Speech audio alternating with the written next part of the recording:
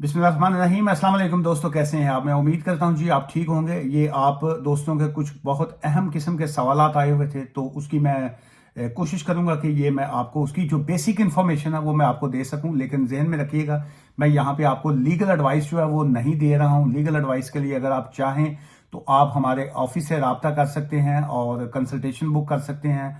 लेकिन हम कंसल्टेशन की फीस चार्ज करते हैं, और ऑफिस आना चाहें तो ब्रेडफर्ड ऑफिस है, अदरवाइज आप फोन एडवाइस ले सकते हैं। ये सवाल था जी कि how to get a English divorce lost copy जो है।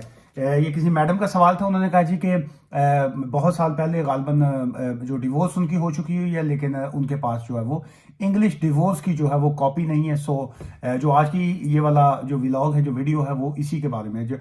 So how to find a copy जो है थी आपकी डिग्री एब्सोल्यूट की जो कॉपी आपने ढूंढनी है, वो जो लॉस्ट है, उसका बेसिक इंफॉर्मेशन वो ये है जी कि अगर आपके पास केस नंबर आपको पता है, if you know the case number, कि आपको उस फाइल का नंबर का पता था, तो फिर तो ये है कि आप जो ट्राइब्यूनल है आप उनसे रब्ता कर सकती हैं और उनको जो अपने केस का जो नंबर था, वो हवाला नंबर जो है, रेफरेंस नंबर जो है, वो आप उनको लिखेंगी और साथ में जो है वो उस 11 पाउंड जो है उसका पे ऑर्डर आप बना सकती हैं या उनके अकाउंट में आप ट्रांसफर कर सकती हैं। सो उसमें ये है, आपने नेम लिखना है जी, उस केस का रेफरेंस नंबर लिखना है, आपने एड्रेस लिखना है, और उसके बाद ये है कि आपको उसमें कॉपी में आप क्या चाहिए, आपको वो आप सारी डिटेल्स उनको भेजेंगे। So you will get copy within a week. जो है वीक का कहा जाता है, लेकिन अप्रॉक्सीमेटली जो है वो तकरीबन आप कह लीजिए कि 2 वीक्स जो है वो लग ही जाते हैं जी।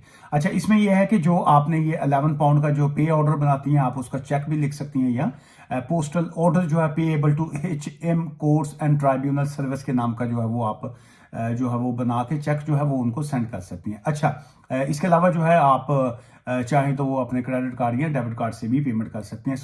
अच्छा, अब सेकंड इसमें पार्ट ये आ जाता है इसी सवाल का जी कि if you do not know the case number, अगर आपको उस केस नंबर का नहीं पता, आपके पास तफसील नहीं है, ऑब्वियसली वो एवरीथिंग अगर लॉस्ट है, तो फिर आपको क्या करना होगा? फिर यह है जी कि if you know which court issued the degree absolute और फाइनल ऑर्डर जो था, अगर आपको कोर्ट का पता था या पता है, तो so you can also contact with HM tribunal, HM courts and tribunal service जो है आप उनसे रब्ता कर सकती हैं, और वो फॉर सर्च देयर रिकॉर्ड जिसको कहेंगे, and it cost you 45 pound जो होते हैं जी। इसकी फीस ऑब्वियसली थोड़ी ज़्यादा होती है, इसकी 45 पाउंड्स हैं पिछले 10 साल का रिकॉर्ड ढूंढने तक के लिए। लेकिन अगर उससे ज़्यादा का टाइम है, लेट से अगर ये 12 ईयर्स पहले की बात थी अगर, तो फिर ऑब्वियसली 45 एंड 45 जो है वो आपको उनको पे करने पड़ेंगे। पेमेंट का तरीक़ेकार जो है वो वैसा ही है जैसा मैंने आपको पहले एक्सप्लेन किया है। So give the court the date you think the case happen approximately, अगर डेट आपको पता है तो आप उसमें वो मेंशन कर सकती हैं। The court will search 5 years of record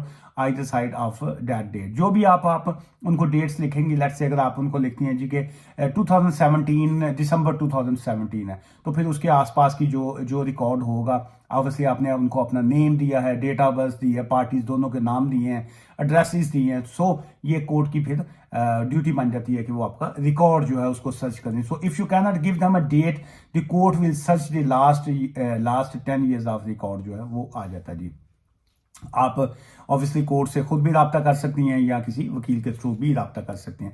अच्छा, अब दोनों चीजें आ गई। If you do not know which court to ask, अब आप पहले मैंने पार्ट में आपको बताया जी कि आपके पास केस का रेफरेंस नंबर है, तो तब आपने क्या करना है। सेकंड पार्ट में मैंने आपको बताया जी कि अगर आपके पास फाइल का रेफरेंस नंबर नहीं है, तो फिर आपने क्या करना है। अब तीसरे पार्ट में मैं आपको ये बता रहा हूँ, if you do not know which court to ask, आपको पता ही नहीं है कि जी के कोर्ट कौन सी से वो डिग्री जो थी वो इशू हुई है, और आपके पास कोई तफसील नहीं है। So then you can ask the family central court जो है, ये जो सेंट्रल का मतलब ये होता है जो वफाकी होती है, जो सेंट्रल होती है, central family court to search for the degree absolute और फाइनल ऑर्डर जो है, आप उसके लिए फिर उनसे रब्ता कर सकती हैं। सो इसमें अगर आप एप्लीकेशन की बात करें कि टेक्निकल से ये प्रॉब्लम्स होते हैं, सो बेटर यही होता है कि आप किसी जो है वो फॉर्म का से कांटेक्ट करके उनकी मदद ले सकती हैं। अगर आप अफोर्ड नहीं करती हैं, तो देन ये जो एडवाइस ब्यूरो या इस किस्म के स्पोर्ट्स सेंटर्स हैं, आप उनसे भी रब्ता कर सकते हैं। लेकिन चूंकि ये कोई केस नहीं होता, सो इसलिए जो है वो